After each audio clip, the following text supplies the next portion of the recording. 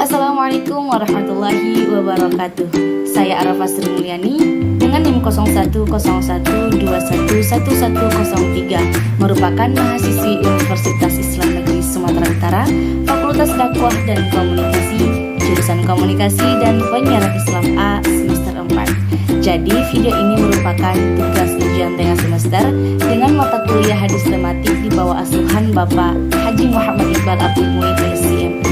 Jadi di sini saya akan membahas tentang kajian hadis yang sangat penting karena hadis merupakan sumber kedua setelah Al-Quran. Kajian hadis terbagi pada beberapa pembahasan. Ada kajian ilmu mustalah al-hadis, kritik sanad dan matan, serta berkaitan dengan pemahaman hadis. Banyak ulama klasik dan ulama kontemporer yang menulis buku hadis sehingga sangat mudah mendapatkan akses untuk melakukan pengkajian hadis. Pengertian hadis. Menurut istilah ulama hadis, hadis adalah apa yang diriwayatkan dari Nabi, baik itu berupa perkataan, baik itu berupa perbuatan, ketetapan ataupun takrir, sifat jasmani maupun sifat akhlak, perjalanan setelah diangkat menjadi nabi, dan terkadang juga sebelumnya. Sehingga arti hadis di sini semakna dengan kata sunnah. Pengantar metode memahami hadis.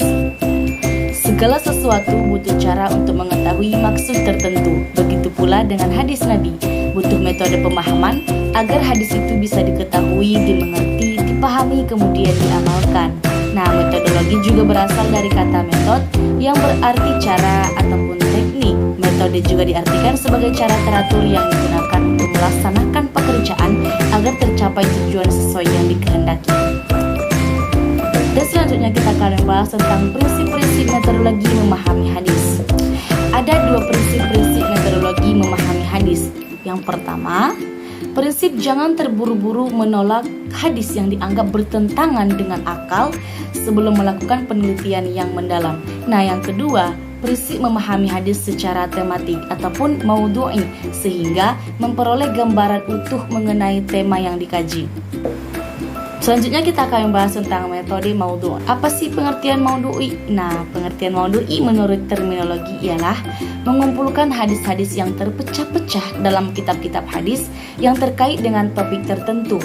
Kemudian disusun dengan sebab-sebab munculnya atau pemahamannya dengan penjelasan dan pengkajian dalam masalah tertentu. Unsur-unsur metode maudhu'i. Yang pertama, unsur-unsur metode maudhu'i adalah menemukan topik ataupun judul yang akan dikaji. Nah, yang kedua, mengumpulkan hadis-hadis yang terkait dengan topik yang telah ditentukan. Dan yang ketiga, melakukan pensyarahan atau pengkajian sesuai dengan tema. Dan yang keempat ataupun yang terakhir adalah memilih salah satu atau seluruh aspek ontologi, epistemologi, dan aksiologi yang terkait dengan tema. Nah, sedangkan pengertian hadis maudhu'i menurut para ahli, yang pertama menurut Mustafa Muslim, dia mengatakan bahwasanya metode maudhu'i adalah meletakkan sesuatu pada suatu tempat, yaitu mengumpulkan ayat-ayat yang bertebaran dalam Al-Quran ataupun hadis-hadis yang bertebaran dalam kitab-kitab hadis yang terkait dengan topik tertentu ataupun tujuan tertentu. Nah, yang kedua, pengertian metode maudhu'i menurut Al-Farmawi, dia mengatakan bahwasanya metode maudhu'i adalah mengumpulkan hadis-hadis yang terkait dengan satu topik ataupun satu tujuan, kemudian disusun sesuai dengan suluk al-wurud dan pemahamannya yang disertai dengan penjelasan, pengungkapan, dan penafsiran tentang masalah tertentu. Dan yang ketiga, menurut para ahli yang ketiga yaitu ahli Arifuddin Ahmad, dia mengatakan bahwasanya metode maudhu'i adalah pensyarahan ataupun pengkajian hadis berdasarkan tema yang dipermasalahkan, baik dia menyangkut aspek ontologisnya maupun epistemologinya dan aksiologinya saja, atau salah satu sub dari salah satu aspeknya. Ciri-ciri metode maudhu'i ada 3. Yang pertama, menghimpun hadis-hadis yang membicarakan satu topik tertentu atau permasalahan tertentu. Nah, yang kedua, memahami makna-makna hadis. Yang ketiga, memahami hadis secara komprehensif dengan menggunakan pendekatan tematik. Langkah-langkah pengkajian hadis dengan metode tematik. Nah, teman-teman, langkah-langkah pengkajian hadis dengan metode tematik ada 11. Nah, yang pertama, menentukan tema atau masalah yang akan dibahas.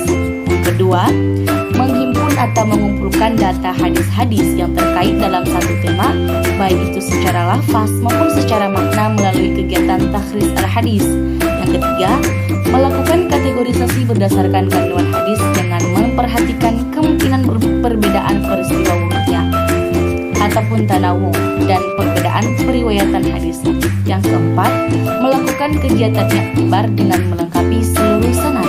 Yang kelima, melakukan penelitian sanad yang meliputi penelitian kualitas pribadi perawi, kapasitas intelektualnya, dan metode periwayatan yang digunakan. Yang keenam, melakukan penelitian matan yang meliputi kemungkinan adanya ilat ataupun cacat, penyakit, dan syaz ataupun kejanggalan. Seterusnya, ataupun nomor 7, itu mempelajari tentang tema-tema yang mengandung arti serupa. Yang ke-8, membandingkan berbagai syarah hadis. Dan yang ke-9, melengkapi pembahasan dengan hadis-hadis atau ayat-ayat pendukung. Dan yang ke-10, menyusun hasil penelitian menurut kerangka besar konsep. Dan yang ke-11 ataupun yang terakhir, yaitu menarik kesimpulan dengan argumentasi ilmiah. Dan teman-teman, jika tadi kita membahas tentang pengantar metode maudhu'i, tentang unsur-unsur, langkah-langkah, ciri-ciri, maka di sini kita akan masuk tentang kelebihan dan kekurangan metode maudhu'i. Kelebihan metode maudhu'i: sebagai dimaklumi, hadis-hadis yang banyak dalam setiap kasus sebagai dampak riwayat dengan makna atau cara rekam sahabat yang berbeda ataupun boleh jadi akibat penyampaian hadis yang berulang oleh Rasulullah. Yang kedua, dengan pelibatan semua hadis dalam kasus tertentu, para analisis dengan pendekatan induktif dapat menemukan makna jami' ataupun kulli dari sejumlah hadis.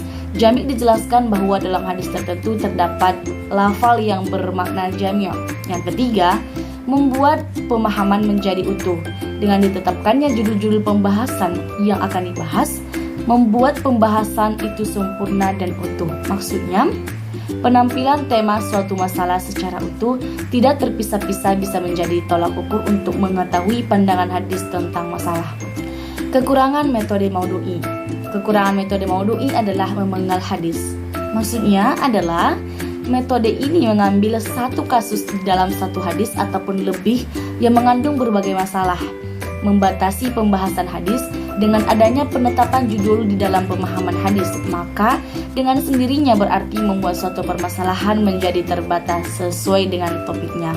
Mungkin sekian dari saya. Apabila ada kata-kata yang salah ataupun yang kurang tepat, yang kurang jelas, saya dulu minta maaf, dan kepada Allah saya minta ampun. Assalamualaikum warahmatullahi wabarakatuh.